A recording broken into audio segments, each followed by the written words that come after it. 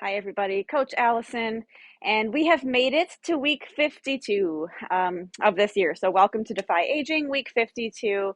And you might get a kick out of this. I did film this entire tutorial earlier today at the club. And when I got home to piece it all together, I realized that when I was hitting start, it was actually stopping. And when I was hitting stop, it was starting. So, I recorded all of my stuff between each exercise and stopped the camera just in time to do my demonstration. So that happened. So anywho, I'm home, learned that just now. So we're going to use my living room with the nice Christmas backdrop for this week's tutorial. So happy holidays to all of you, by the way. Okay, this week, final week of the year, we have a in your own space routine. There's going to be a 25-minute max for this routine. So you work at your own speed in your own area with your own equipment. You're going to be counting your own reps. The reps are round one, everything is 15 reps. So we're starting with a higher rep count, and this will be the longest round, of course, because it'll take the most time. There are a lot of single-sided exercises this week. So you'll do, the reps separately on each side. So 15 right, 15 left, and so on. Round one is 15 reps. Round two is 10 reps.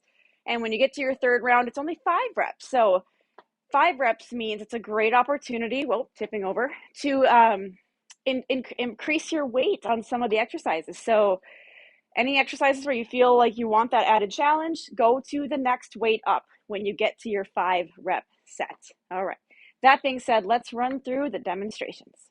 Exercise 1, contralateral kettlebell front to back step. Now this is a new one. We haven't done this before in Defy. So choose a challenging kettlebell, something challenging. It's similar to a farmer's carry where we hold it and walk around, but we're taking a forward step and a back step. And the contralateral means the working leg. So that's, in this case, it's the stationary leg because it's the leg that's balancing you is opposite of the side with the weight. Okay, contralateral. So I have my weight in my right hand.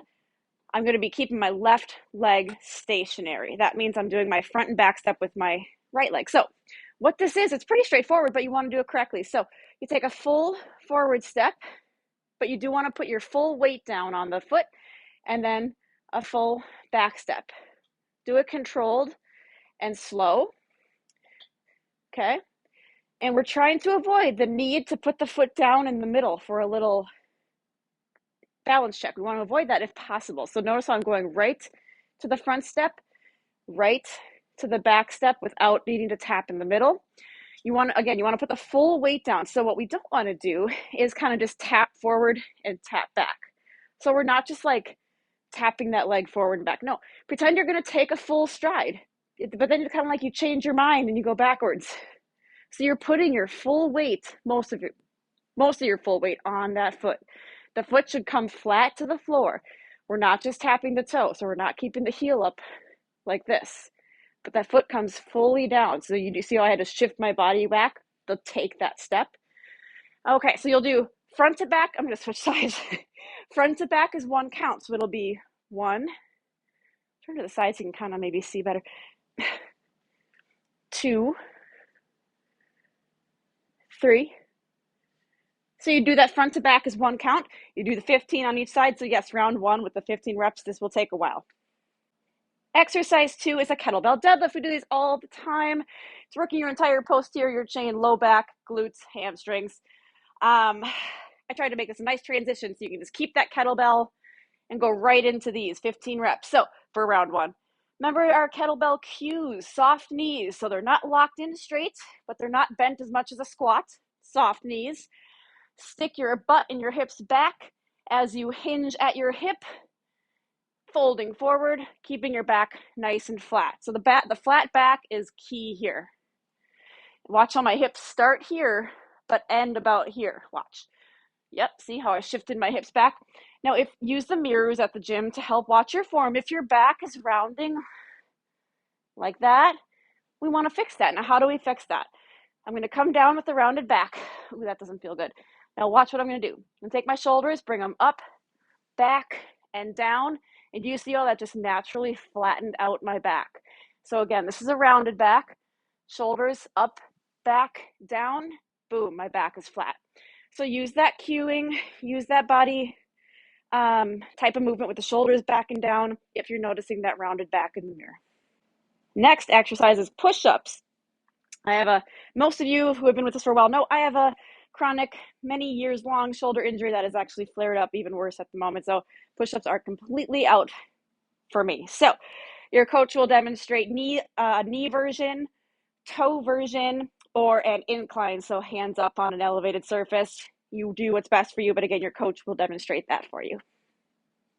Next exercise, single arm, single leg overhead press. Okay, some balancing here. So I have my 5-pounder. My 15-pound weights are outside on my patio holding down my inflatable snowman. So I'm using my 5-pounder.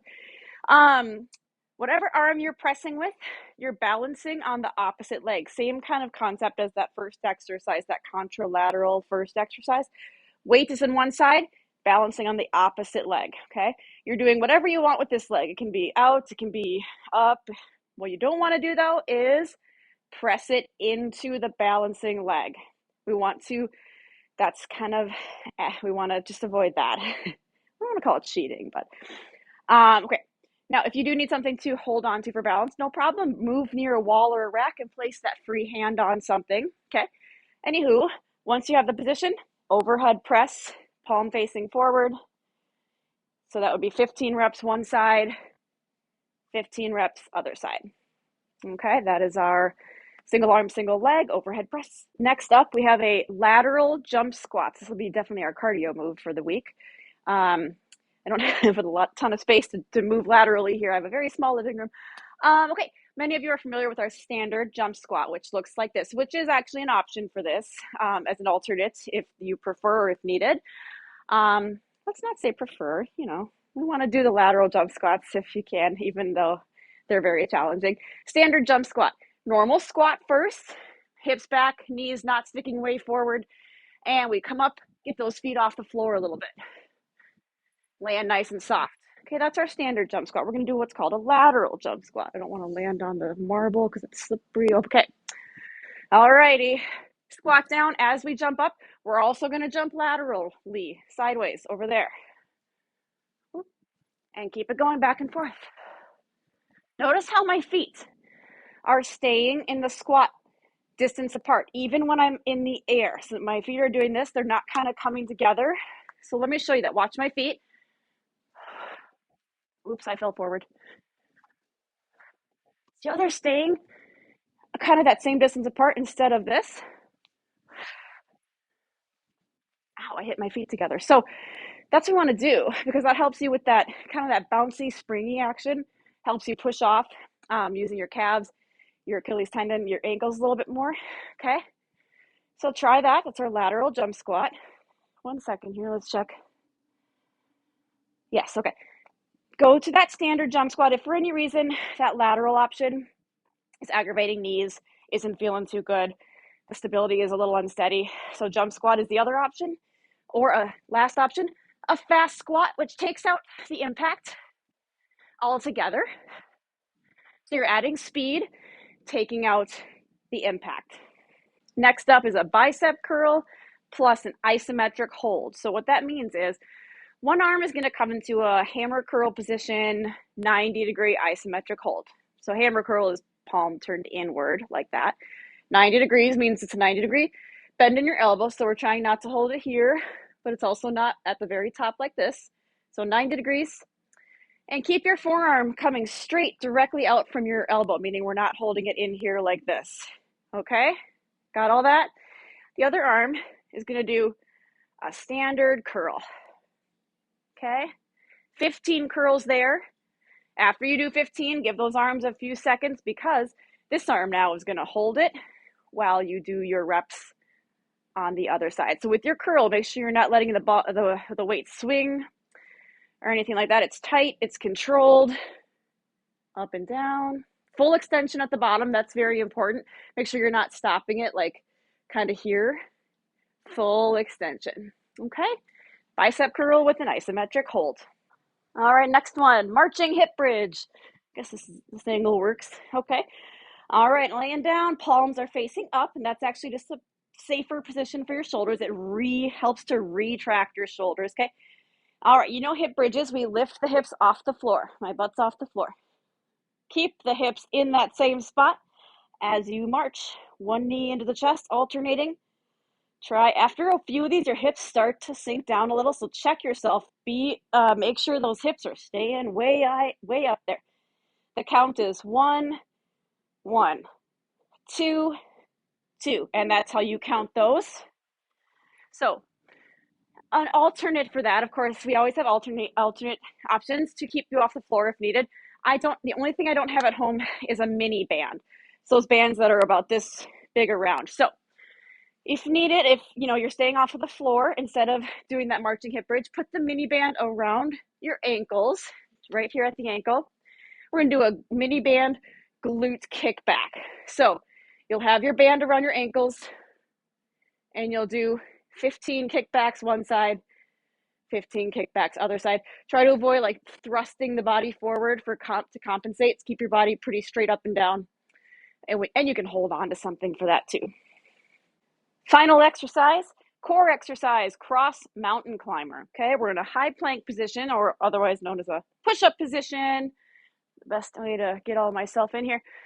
Okay, we're gonna bring one knee towards the other opposite side elbow. In order to do that, you have to see how I'm kind of twisting at my hips a little bit. Can you see that? Is that the best angle? There. So you're just bringing the knee in towards the opposite elbow. There's not a knee version of this, unfortunately. So the next option for this would be coming up to an incline. So bringing yourself up to a bench or a box or a chair. That's the other option for this. Same movement though. Your hands are higher off the floor. All right, that's our cross mountain climber. Okay, I lied. I have one piece of equipment, another piece of equipment I don't have at home, medicine ball.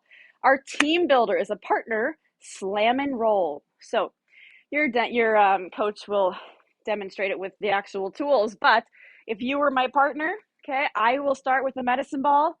I'm going to slam it once, and then I'm going to underhand roll it to you.